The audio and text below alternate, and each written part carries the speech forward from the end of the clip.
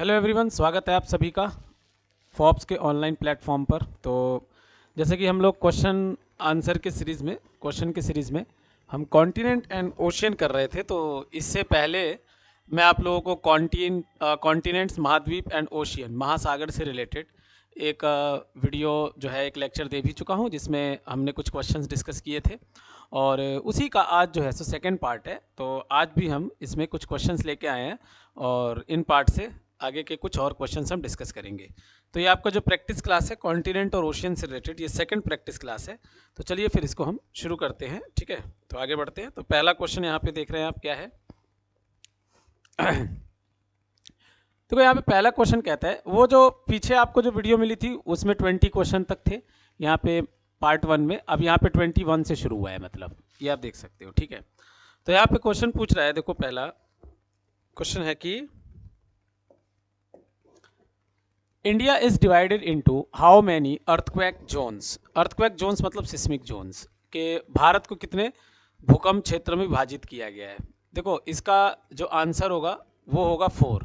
यहाँ पे थोड़ा सा आप कंफ्यूज मत होना, क्योंकि हमारे यहाँ पे जो जोन है ना, उनको नाम इस तरह से दिया गया है। इनकी शुरुआत 2 से होती है, जोन 2, जोन 3, ठीक है, जोन 4 और जोन 5। ये 4 जोन में बंटते हैं, 2 से 5 तक। इसमें जो जोन 2 होता है, इसमें सबसे कम भूकंप आने के चांसेस होते हैं, और जो जोन 5 है इसमें सबसे ज़्यादा भूकंप आने के चांसेस होते हैं। अब अगर मैं जोन 2 की बात करूं, तो हमारे इंडिया का जो मेजर साउथ पार्ट है, लाइक जैसे आपका तेलंगाना हो गया, आंध्र प्रदेश हो गया, ठीक है ना, ये वाला जो हिस्सा है, या फिर ऊपर थोड़ा सा राजस्थान का हिस्सा हो गया, ये सब आपका जोन 2 में आता है, ठीक है ना। जोन 2 में मैंने आपको क्या क्या बताया, जोन 2 में कि जैसे तेलंगाना है, आंध्र प्रदेश है, ठीक है, राजस्थान का कुछ पार्ट है, ये हमारे देश के कुछ हिस्से हैं जो कि सबसे कम भूकंपीय क्षेत्र के अंतर्गत आते हैं, जोन 2 में आते हैं। वही अगर मैं आपसे जोन 5 की बात करूं, तो ये सबसे ज़्यादा भूकंप वाला क्षेत्र है हमारे यहाँ पे। तो जोन 5 में जैसे गुजरात का कच्छ का रन है ना, गुजरात का जो रन ऑफ कच्छ है, एक तो ये पॉइंट आ जाता है इसमें। दूसरा, हमारे यहाँ पे जो हिमालय के कुछ रीजन है, हिमालय क्षेत्र में जो कुछ क्षेत्र हैं, रीजन है, वो आपके जोन 5 में आ जाते हैं। और इसके अलावा जो हमारा नॉर्थ ईस्ट का एरिया है, ठीक है ना, उत्तर पूर्वी भारत का जो हमारा नॉर्थ ईस्ट का पूरा एरिया है, क्षेत्र है, तो ये सब आपके जोन 5 के अंतर्गत आते हैं, जो कि जहाँ पे सबसे ज़्यादा भूकंप आते हैं, ठीक है। चलो अब अगला क्वेश्चन देखते हैं। तो नेक्स्ट क्वेश्चन है, which zone separates the crust and mantle, ठीक है, कि कौन सा जोन क्रस्ट और मेंटल को अलग अलग करता है। क्रस्ट को हम भूपर पट्टी भी कहते हैं, मेंटल को मेंटल ही कहा जाता है। तो इन दोनों को अलग करने वाले का नाम पूछा हुआ है। देखो एक्चुअली इसका जो सही आंसर होगा वो मोहोरोबिक डिसकॉन्टिन्यूटी होगा। मोहोरोबिक डिसकॉन्टिन्यूटी, जो मोहो अनिरंतरता है, ये क्रस्ट को और मेंटल को अलग करता है, ठीक है। जैसे कि अगर मैं ऊपर से नीचे की तरफ चलूँ, ठीक है, तो सबसे ऊपर वाला जो अर्थ का पार्ट है, दिस इज कॉल्ड क्रस्ट, इसको क्रस्ट कहा जाता है, ठीक है। फिर क्रस्ट के नीचे आपका क्या आएगा, मेंटल आएगा, मेंटल सेकेंड लेयर, और मेंटल के नीचे आपका जो सबसे थर्ड लेयर है वो कोर कहलाएगा। तो ये क्रस्ट और मेंटल को जो बांटने का काम करता है वो आपका कौन सा है, मोहोरोबिक डिसकॉन्टिन्यूटी है। जो मोहोरोबिक अनिरंतरता है वो क्रस्ट और मेंटल के बीच में एक बाउंड्री बनाता है और दोनों को बांटने का काम करता है, ठीक है ना। तो ये एक इंपॉर्टेंट पॉइंट है, यहाँ पे आप याद रखेंगे। वहीं अगर मैं बात करूँ मेंटल और कोर को बांटने वाली लाइन, तो इसको गुटेनबर्ग कहते हैं, गुटेनबर्ग डिसकॉन्टिन्यूटी कहते हैं, जो इन दोनों को बांटने का काम करता है, ठीक है। तो इसका आंसर ये हो जाएगा। चलिए अब आते हैं अगले प्रश्न की तरफ। तो अगला प्रश्न यहाँ पर है, what is the range of the intensity scale used in measuring of earthquake, कि भूकंप मापने में प्रयुक्त तीव्रता पैमाने की सीमा क्या है। देखो एक चीज़ ध्यान रखना कि ना, अगर आपसे पूछा जाए कि हम अर्थक्वेक के इंटेंसिटी को किससे मापते हैं, तो ध्यान रखना कि इसका जो आंसर होता है वो मर्कैली स्केल होता है, मर्कैली स्केल। वहीं अगर आप अर्थक्वेक के मैग्नीट्यूड की बात करोगे कि हम भूकंप के मैग्नीट्यूड को किससे मापते हैं, तो रिक्टर स्केल आंसर होगा। मैग्नीट्यूड की बात की जाएगी तो आंसर आपका क्या होगा, यहाँ पर रिक्टर स्केल होगा। ठीक है, यहाँ पे ये ना इंटेंसिटी यानी मर्कैली स्केल की बात कर रहा है। देखो मर्कैली स्केल का जो इंटेंसिटी होता है, ठीक है, जो इसका मतलब लिमिट होता है वो 1 से 12 होता है। तो इसका आंसर जो है सो वो 1 to 12 होगा, 1 से 12 तक का मेजरमेंट होता है इसका। ठीक है, चलिए अगले क्वेश्चन पे आते हैं। तो अगला क्वेश्चन है कि what is the name of the force with which earth pulls everything towards itself. उस बल का क्या नाम है जिससे पृथ्वी प्रत्येक वस्तु को अपनी ओर खींचती है। बेहद ही आसान सा प्रश्न है ये। इसका आंसर ग्रेविटी हो जाएगा, गुरुत्वाकर्षण। ठीक है ना, ग्रेविटी के ही कारण पृथ्वी अपनी ओर सभी चीज़ों को खींचती है, और इसको हम पूरी तरह से क्या नाम देते हैं, एक्सेलरेशन ड्यू टू ग्रेविटी नाम देते हैं। एक्सेलरेशन ड्यू टू ग्रेविटी कहते हैं इसको। इसको गुरुत्वीय त्वरण कहा जाता है। ठीक है, हिंदी में हम इसको गुरुत्वीय त्वरण कहते हैं। ठीक है, तो ये अगर हम अर्थ के सरफेस के पे बात करें तो इसकी वैल्यू कितनी होती है, 9.8 मीटर पर सेकंड स्क्वायर होती है पृथ्वी के सतह पर। तो ये ग्रेविटी ही वो वजह है जिसकी वजह से हर चीज़ को अपनी ओर पृथ्वी खींचती है। ठीक है ना, वहीं एक ना ग्रेविटेशनल फोर्स होता है, तो ये अलग चीज़ होता है अगर हम ग्रेविटेशन की बात करेंगे। देखो जो ग्रेविटेशन है ना, गुरुत्वाकर्षण, ये इस ब्रह्मांड के अंदर हर दो पिंड के बीच लगता है। इस यूनिवर्स में जितने भी दो बॉडीज़ हैं, पिंड है, और हर पिंड के बीच में ग्रेविटेशन लगता है। लेकिन यहाँ पे अर्थ के खींचने की बात हो रही है, तो आंसर आपका क्या होगा, ग्रेविटी होगा। ये गुरुत्वीय त्वरण होगा, गुरुत्वाकर्षण नहीं होगा, पहले बता दूं मैं हिंदी में। ये हिंदी में होगा गुरुत्वीय त्वरण। ठीक है, इसको सही कर लेंगे आप, गुरुत्वीय त्वरण होगा ये। चलिए आगे देखें, अगला क्वेश्चन क्या कह रहा है। नेक्स्ट क्वेश्चन है, which instrument records the waves reaching the surface during an earthquake. कौन सा उपकरण भूकंप के दौरान सतह तक पहुंचने वाली तरंगों को रिकॉर्ड करता है। देखो जैसे कि ना, अगर मैं अर्थक्वेक की बात करूं कि हम भूकंप के अध्ययन को क्या कहते हैं, स्टडी ऑफ अर्थक्वेक क्या कहलाता है, तो आप इसे कहते हैं सिस्मोलॉजी। ठीक है, जो सिस्मोलॉजी है ये स्टडी ऑफ अर्थक्वेक कहलाता है। यानी कि ना, अगर आप सिस्मिक वर्ड कहीं भी देखते हैं तो ये किससे रिलेटेड होता है आपका, ये अर्थक्वेक से रिलेटेड होता है। तो यहाँ पे आपको कौन सा वर्ड बिल्कुल सूटेबल आंसर लगेगा अगर बात अर्थक्वेक के वेव्स को मापने की हो रही है, तो सिस्मिक वर्ड यानी कि सिस्मोग्राफ। तो भूकंप को सिस्मोग्राफ पे मापा जाता है। ठीक है ना, तो देखो अर्थ के इनसाइड, पृथ्वी के भीतर एक बिंदु होता है फोकस। इसी फोकस से भूकंप की शुरुआत होती है। फोकस पृथ्वी के भीतर वह बिंदु है जहां से भूकंप की शुरुआत होती है, जहां से अर्थक्वेक ओरिजिन होता है। और इस फोकस के ठीक ऊपर पृथ्वी के सतह पर जो पॉइंट होता है, इसको एपीसेंटर कहते हैं। एपीसेंटर, ठीक है, अभिकेंद्र। तो जो जगह इस एपीसेंटर के जितनी पास होगा उसे उतना नुकसान पहुंचेगा, और जो जितना दूर होगा उसे उतना कम नुकसान पहुंचेगा। ठीक है ना, तो इस तरह से ये यहाँ पे एग्जिस्ट करता है। चलिए आते हैं अब अगले क्वेश्चन की तरफ। इसका आंसर तो सिस्मोग्राफ। वही देखो, अगर आप बैरोमीटर की, ग्राफ नहीं होता बैरोमीटर होता है, तो ये प्रेशर मापने के काम आता है, एयर प्रेशर। ठीक है ना, तो ये चीज़ है, वो भी इंपॉर्टेंट है जो मैंने आपको बताया। अगला क्वेश्चन आप देख रहे हो कि million of year ago the Indian subcontinent was separated from the mainland by a large sea known as. कह रहे कि बहुत पहले की, लाखों वर्ष पहले, जो भारतीय उपमहाद्वीप है वो मुख्य भूमि से एक बड़े समुद्र से अलग था। उस समुद्र को क्या कहा जाता था। तो देखो कि जैसे पृथ्वी है तो इसका ऊपर वाला पार्ट ये यूरेशियन प्लेट कहलाया, और नीचे वाला पार्ट गोंडवाना लैंड कहलाया, जो कि आज के टाइम पे गोंडवाना लैंड की बात करें तो इंडिया का मेजर पार्ट इसी का है, गोंडवाना का। तो इनके बीच में एक सी होता था, टैथिस सी, तो यही इनको सेपरेट करता था।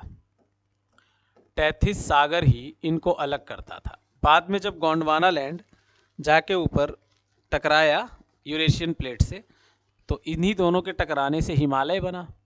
जब यही दो टकराए तो हिमालय का निर्माण हुआ और टैथिस सी हो गया, ख़त्म, समाप्त हो गया। तो इसका जो सही आंसर होगा वो क्या होगा? टैथिस सी होगा।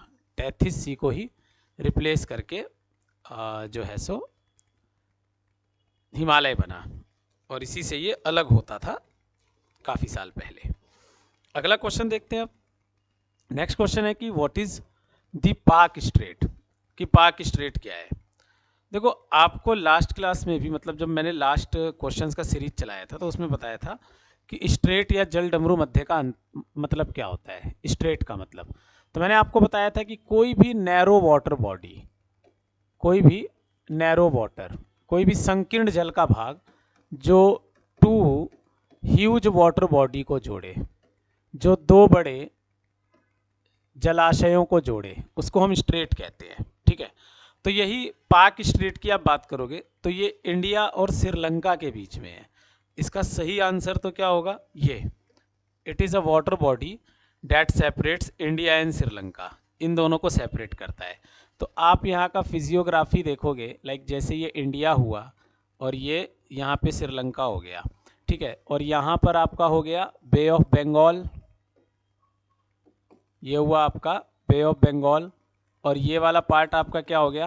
अरेबियन सी, ये अरब सागर हो गया। तो ये जो आप जगह देख रहे हो यहाँ पे भी पानी होगा भारत और श्रीलंका के बीच में, ठीक है। तो इसी संकीर्ण जल को हम पाक स्ट्रेट के नाम से जानते हैं, पाक जल संधि या पाक स्ट्रेट के नाम से जानते हैं। और ये पाक स्ट्रेट आप देख सकते हो कि बे ऑफ बंगाल को अरेबियन सी से जोड़ता है, ठीक है। इधर अरेबियन सी हो गया, इधर बे ऑफ बंगाल हो गया, तो ये अरब सागर को बंगाल की खाड़ी से जोड़ता है, जो पाक जल संधि है। ओके, चलिए अब देखा जाए अगला प्रश्न, अगले प्रश्न की तरफ चलते हैं। यहाँ पे नेक्स्ट प्रश्न है कि what was the name of the mega ocean that surrounded the single continent mass before the continental drift as described by Alfred Wegener. देखो, ये एक थ्योरी है, continental drift theory, continental drift theory. थोड़ा सा ये थ्योरी मैं आपको समझा देता हूँ। ये अल्फ्रेड वैगनर ने दिया था, ठीक है। इसको महाद्वीपीय घिसाव सिद्धांत भी कहते हैं, ठीक है ना।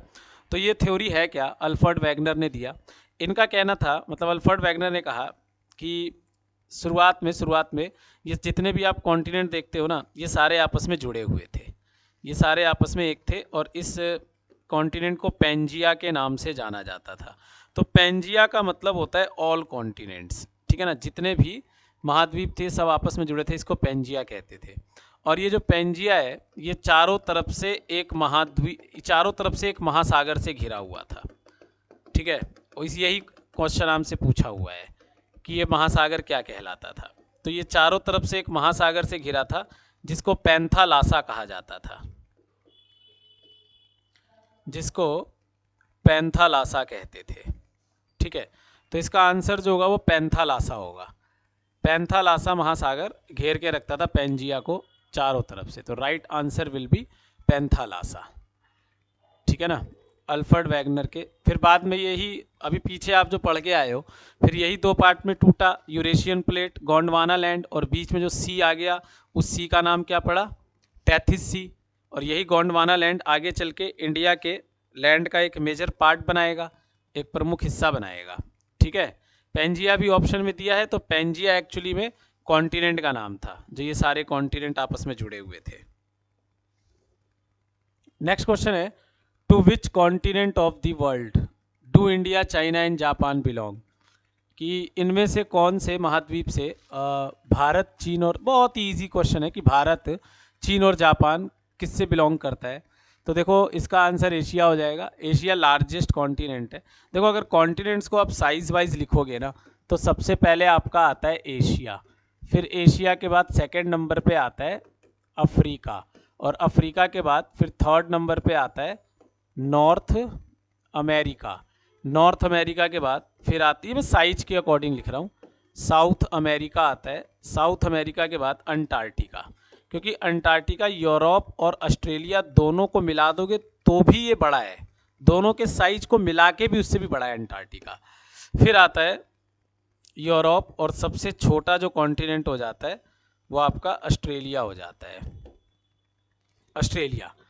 ठीक है ना। अगर इन कॉन्टिनेंट्स में मेजर माउंटेन रेंज की बात करूं, पर्वत श्रृंखला, तो एशिया में हिमालय है, अफ्रीका में एटलस है, ठीक है, नॉर्थ अमेरिका में रॉकी है, Rocky mountain range, south America में एंडीज़ है, और एंडीज़ की खास बात कि ये लैंड के ऊपर सबसे लंबी पर्वत श्रृंखला है, ठीक है, लॉन्गेस्ट माउंटेन रेंज है ये धरती के ऊपर,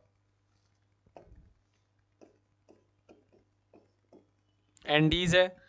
यूरोप में आपका जो है सो आल्प्स माउंटेन रेंज पड़ जाता है, आल्प्स, और ऑस्ट्रेलिया में ग्रेट डिवाइडिंग रेंज पड़ जाता है, ग्रेट डिवाइडिंग रेंज। ठीक है, तो ये आपके सारे के सारे कॉन्टिनेंट्स हैं जो आपने लिखा है, 7 है इनका संख्या, टोटल 7 कॉन्टिनेंट्स आते हैं टोटल।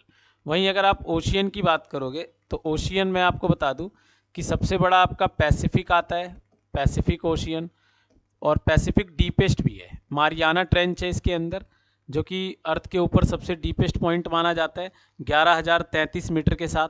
ठीक है ना। पैसिफिक के बाद सेकंड पे आता है अटलांटिक, ये दूसरे पे आता है, फिर आता है तीसरे पे इंडियन ओशियन, हिंद महासागर, फिर आता है सदर्न ओशियन,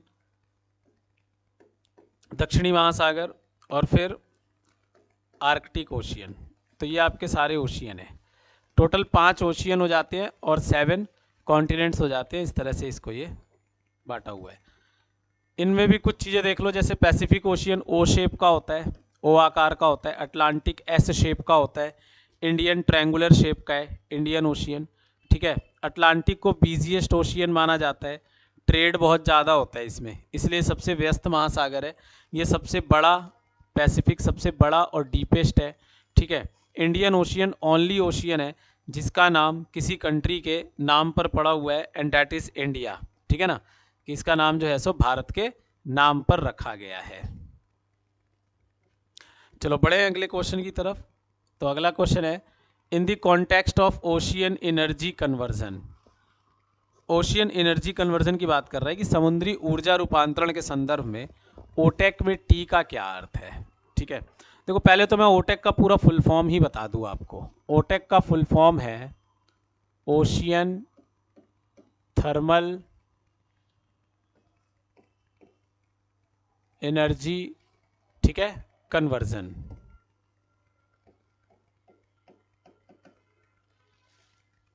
ठीक है ना, समुद्री तापीय ऊर्जा रूपांतरण। तो यहाँ पे ऑब्वियस ही बात है कि टी का मतलब क्या है, थर्मल है, ये इसका आंसर हो जाएगा। ये मैंने फुल फॉर्म आपके सामने पूरा लिख दिया है, एब्रीविएशन इसका, तो आप देख सकते हैं यहाँ पर। ठीक है, नेक्स्ट क्वेश्चन कह रहा है कि which of the following water bodies is closest to the Palk strait, कि पाक जल संधि के सबसे निकटतम क्या है। थोड़ी देर पहले, बिल्कुल थोड़ी देर पहले मैं आपको समझा के आया हूँ कि पाक स्ट्रेट कहाँ पर है। ये इंडिया हो गया और ये आपका साउथ में ये श्रीलंका हो गया, तो इन दोनों के बीच में ये पाक स्ट्रेट पड़ता है। ऐसा है कि ना, ये एक अंग्रेज था पाक, जो मद्रास का गवर्नर होता था, उसके नाम पे इसका नाम है। ठीक है ना, उसके नाम पे इसका नाम पड़ा हुआ है। इसको आप पाकिस्तान से मत जोड़ना बिल्कुल भी। ओके, तो पाक स्ट्रेट इंडिया और श्रीलंका के बीच में है, और यहीं पर गल्फ ऑफ मन्नार भी है, मन्नार की खाड़ी, यहीं पर आपका पड़ जाता है गल्फ ऑफ मन्नार, मन्नार की खाड़ी। तो आप इसका आंसर आराम से दे सकते हो, इसका जो आंसर होगा वो गल्फ ऑफ मन्नार होगा।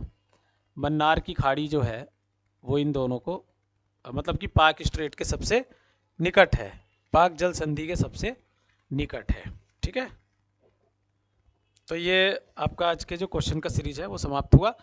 क्वेश्चंस काफ़ी इंपॉर्टेंट थे, इसमें आपने देखा कि जो डिटेल मैंने बताया उसको भी आप लोग ध्यान रखें, और आगे भी क्वेश्चंस आपके समक्ष ऐसे ही आते रहेंगे पूरी प्रैक्टिस के साथ, और बहुत अच्छे से मैं आपको सारे सब्जेक्ट के थोड़े थोड़े क्वेश्चंस करके करवाने वाला हूँ, ठीक है, तो चलिए फिर मिलते हैं अगले और कुछ क्वेश्चंस के साथ। तब तक आप सभी लोग अपना ख्याल रखें। धन्यवाद।